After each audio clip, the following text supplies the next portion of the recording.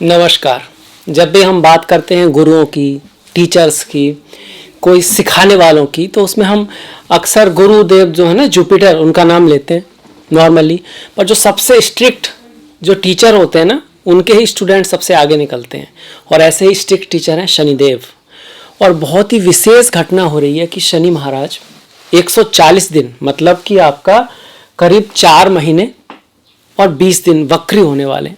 हर साल वक्री होते हैं, डरने की भी कोई बात नहीं है। ऐसा नहीं है कि वक्री हर साल होते हैं शनि। पर खास बात यह है कि इस बार वो अपने ऑफिस में बैठ के वक्री हो रहे हैं। कुंभ राशि जो उनकी मूल त्रिकोण है, और ऐसा करीब 30 साल बाद हो रहा है। तो इस नजरिए से बड़ी घटना है।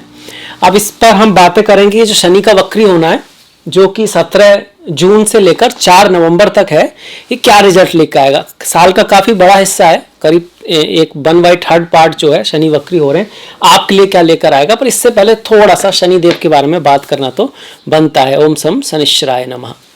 देखिए, शनिदेव जो हैं पॉपुलैरिटी के अकॉर्डिंग तो भगवान सूर्य और माँ छाया के पुत्र हैं। छाया जो है सूर्य की जो पत्नी है ना, संजना, जो रियल पत्नी है, वो उनका ताप नहीं सह पा रही, जो विश्वकर्मा की पुत्री हैं।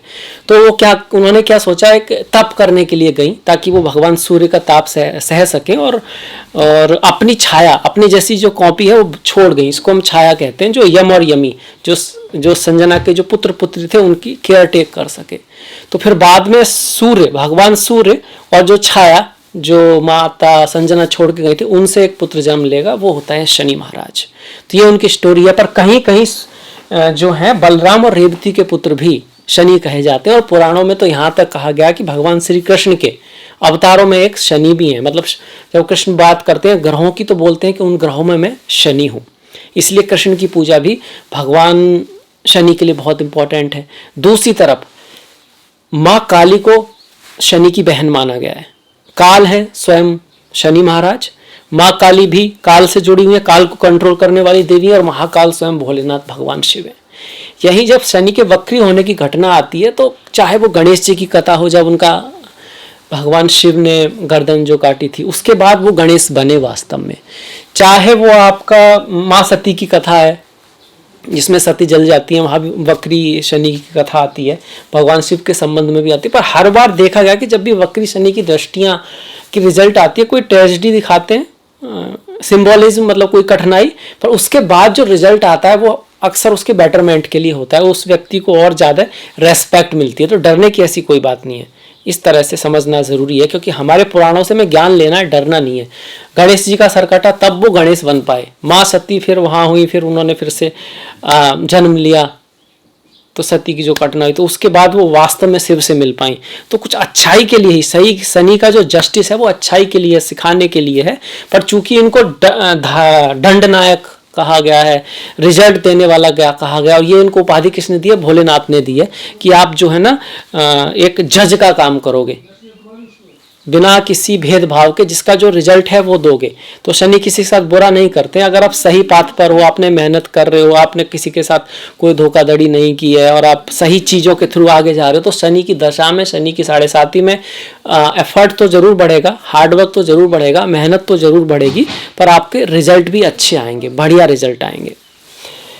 ऐसे ही शनि वक्री की भी एक कथा है आपकी, कि जब भगवान भोलेनाथ ने हलाहल को लिया था, विष जो निकला था समुद्र मंथन के दौरान, जिससे सारी प्रकृति में एक तरह का हाहाकार मच गया था, कोई उसको संभाल नहीं पा रहा था, तो भगवान हरि विष्णु ने एक तरह से बताया था कि भगवान शिव ही इसको धारण कर सकते हैं। तो उन्होंने जब हलाहल धारण किया था, तो कुछ हलाहल गिर गया था जो बिच्छुओं में, जहरीले पशुओं में आ गया, और जब धारण किया तो भगवान शिव कहते हैं माँ पार्वती ने उनकी सहायता करी ताकि वो नीचे ना जाए, क्योंकि अगर नीचे जाएगा तो पूरी सृष्टि नष्ट हो जाएगी। सिंबॉलिज्म है एक तरह से।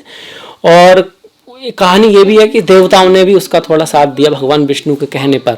मतलब वो जो हलाहल था उसकी थोड़ा थोड़ा देवताओं ने भी लिया, तो शनि महाराज ने भी लिया हल्का सा, तो उनको सहने में बड़ी दिक्कत हुई और वो उल्टा चलने लगे। तो कहते हैं कि ये स्टोरी रेट्रोग्रेड शनि की है। तो ये हमारी स्टोरी है, होगी एक तरह का, एक बन गया रेफरेंस।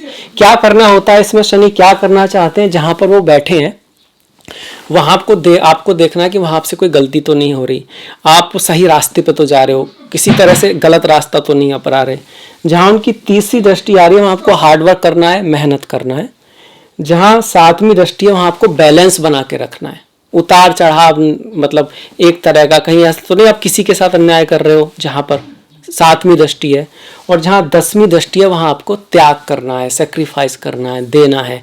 तो फिर जो शनि रेस्ट्रोगेट है वो आपके लिए अच्छा होने वाला है। इसके बाद हम आपकी जो राशि है चंद्रमा की उसके अकॉर्डिंग गणना करेंगे कि क्या लेकर आया है आपका जो शनि का जो वक्री होना है, विशेष घटना जब शनि अपने ऑफिस में होकर वक्री हो रहे हैं वो आपके लिए क्या लेकर आएंगे, अब उस पर बात करते हैं।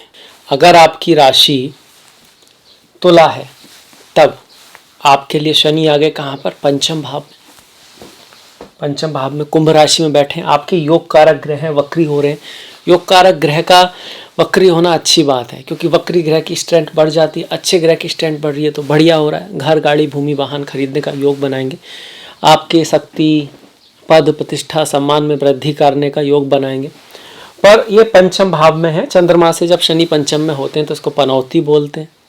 मतलब उस कहीं ना कहीं एफर्ट हार्डवर्क बना रहेगा, ढैया नहीं है, ये ढैया से बेटर है पर स्टिल। अब कहाँ पर बैठे हैं, पंचम में बैठे, प्यार के भाव में बैठे, प्रेम के भाव में बैठे। तो प्रेम में आपको आत्ममंथन की आवश्यकता है, रिश्तों में आत्ममंथन की आवश्यकता है, पढ़ाई लिखाई में, परफॉर्मेंस में कहीं ना कहीं अगर वहाँ पर आप बहुत ऑनेस्टी से काम कर रहे हैं, लॉयल्टी से काम कर रहे हैं, आप अनुशासन से काम कर रहे हैं, आप अपनी जिम्मेदारियों को अच्छाई से सही तरीके से निभा रहे हैं, पूरी कह सकते हैं पूरी शिद्दत के साथ, पूरे निष्ठा के साथ, तो शनि आपका अच्छा फल देने वाले हैं। अदरवाइज आपको हार्डवर्क, मेहनत, एफर्ट, हार्डवर्क, इसके साथ साथ थोड़ा बहुत निराशा हाथ लग सकती है क्योंकि शनि क्या है, सौर ऑफ द कालपुरुष, कालपुरुष का जो दुख है वो शनि है। पर ये ऑथोरिटी को भी दिखाते हैं यहाँ पर शनि का, यहाँ ना आपको गवर्नमेंट जॉब वगैरह भी दिला सकता है। पढ़ाई लिखाई में भी अगर आपने एफर्ट किया तो बहुत अच्छे रिजल्ट भी दिलाएगा। यहाँ से शनि की जो तीसरी दृष्टि है वो नीच की दृष्टि हो रही है क्योंकि मेष राशि में शनि नीच के होते हैं, वो सप्तम भाव पर पड़ती है। और सप्तम भाव क्या, यात्राएं हैं, मैरिज है, शादी विवाह है, शादी विवाह की क्वालिटी है आपके जीवन, प्रेम के जो लाइफ है उसका है। तो वहाँ पर क्या रखना है, बैलेंस की बहुत आवश्यकता है आपको, अपने ही नहीं अपने पार्टनर के सुखों का, इच्छाओं का ध्यान रखना है क्योंकि ये भाव काम त्रिकोण है, 3 7 11 काम त्रिकोण होते हैं। तो उनकी कामनाओं का, उनकी इच्छाओं का भी ध्यान रखना है अपनी इच्छाओं के साथ साथ। ऐसा ना हो कि आप अपने में उनकी इच्छाओं को भूल जाओ तो गड़बड़ हो सकती है। बिजनेस में भी यही है, सप्तम भाव बिजनेस और पार्टनरशिप का भी है। इसके साथ साथ सप्तम भाव आपका किडनी, वेन्स, इन सब का भी है। अगर आपको किडनी की कोई दिक्कत है, वेन्स की प्रॉब्लम है, नसों वाली कोई प्रॉब्लम है आपको, तो भी आपको थोड़ा सा ध्यान रखना होगा। और ये भाव प्रेम का तो है ही है, पैशन का भी है, इच्छा किसी के लिए ना, पैशन जो होता है, पैशन किसी चीज़ में, ऐसा चीज़ जो आपको कहते हैं ना, मेरे को क्रिकेट का पैशन है, किसी को किसी चीज़ का पैशन है, जिसे आप करते हो तो आप थकते नहीं हो बल्कि आपको उल्टा मज़ा आता है, ऐसे पैशन का भी है। तो हाँ, शनि की दृष्टि आ रही है कि आपका कोई पैशन है, आप उसको अचीव करना चाहते हो, या किसी के प्रति प्रेम है तब भी एक पैशन रहता है, तो उसमें थोड़ा बहुत आपको एफर्ट ज़्यादा ही करने पड़ेंगे यहाँ पर, ये यहाँ पर शनि महाराज दिखा रहे हैं। अगर आप ईमानदार, आपके जो एफर्ट्स हैं उनमें ईमानदारी है, डिसिप्लिन है, लगातार आप सच्चाई के साथ प्रयास कर रहे हो तो फिर आपको सफलता भी मिलेगी काफ़ी मेहनत के बाद। इसके बाद देखिए ये भाव, ये जो एकादश भाव है, 11th हाउस है, उस पर भी शनि की दृष्टि है। 11th हाउस है फ्रेंड्स का है, बड़े भाई बहनों का है, लाभ का है, ये तो सभी लोग जानते ही हैं। इसके साथ साथ ये भाव नेटवर्किंग का भी है, साथ में मिल के काम करने का है। फ्रेंड्स तो सब जानते हैं, वो फ्रेंड्स कहने का सिंबॉलिज्म है, कहने का मतलब साथ में मिल के कुछ का अचीव करना, जो टीम स्पिरिट होती है उसका है। तो यहाँ पर शनि आ रहे हैं, मतलब आपको अपनी टीम बनाने में थोड़ा सा एफर्ट, हार्डवर्क लगेगा। जिसको आप अपनी टीम सोच रहे थे लोग आपके साथ में, अब हो सकता है आपके साथ उतने ना हो, इसकी पॉसिबिलिटी है। बड़े भाई बहनों के साथ रिश्तों को आप बना के रखें। साथ में ही जो 11th हाउस है वो आपके प्रेरणा का भी है, प्रेरणा मिलती है ना, किससे इंस्पिरेशन मिलती है, लक्ष्य का है, आशा का है। देखिए लक्ष्य उसी को मिलते हैं जिसके मन में आशा होती है अपने लक्ष्य के प्रति, हाँ मैं पा सकता हूँ, हाँ मैं कर सकता हूँ। उसके पास प्रेरणा होती है कि थोड़े बहुत ऑब्स्टिकल आते भी हैं तो वो टूटता नहीं है, आगे बढ़ता रहता है। उसी को लक्ष्य मिलते हैं, गोल मिलते हैं, उसी को फिर लाभ भी होता है। तो लाभ के लिए यहाँ पर प्रेरणा का होना बहुत ज़रूरी है, ताकि थोड़े बहुत जो उतार चढ़ाव आएंगे इतनी आसानी से सनी चीज़ें नहीं अगर देंगे तो जिसका लक्ष्य के प्रति फिर भी जोश कम नहीं होगा। अपनी जैसे भाई हनुमान जी हैं, उनका भगवान श्री राम के प्रति जैसी श्रद्धा है, कुछ चाहे सामने पहाड़ आए संजीवनी उठा लाए, चाहे समुद्र आए समुद्र लांग गए। ऐसे नहीं कि एकदम सिंपल लांग गए, उनको भी बड़ी दिक्कतें आई पर उन्होंने हार नहीं मानी, अपनी बुद्धिमानी से काम लिया, पेशेंस से काम लिया, दूरदृष्टि से काम लिया।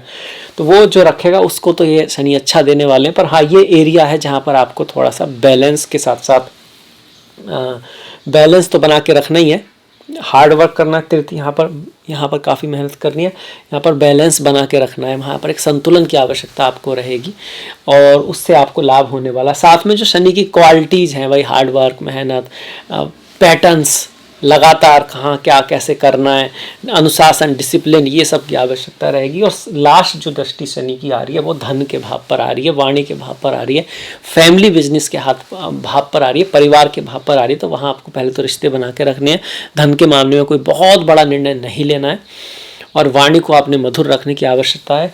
ये जो भाव होता है ये आपके चेहरे का भी है, अगर चेहरे का है, आपके दांत हैं, ये आप जैसे आप कोई डॉक्टर हैं जो चेहरे से रिलेटेड है या डेंटिस्ट हैं, BDS वगैरह किया है तो आपके लिए है, पर थोड़ा एफर्ट लगेगा, हार्डवर्क लगेगा। ये इस चीज़ को दिखा रहा है और ये योग भी बना रहा है कि इस चीज़ के फील्ड में आप जा सकते हैं, ये भी है।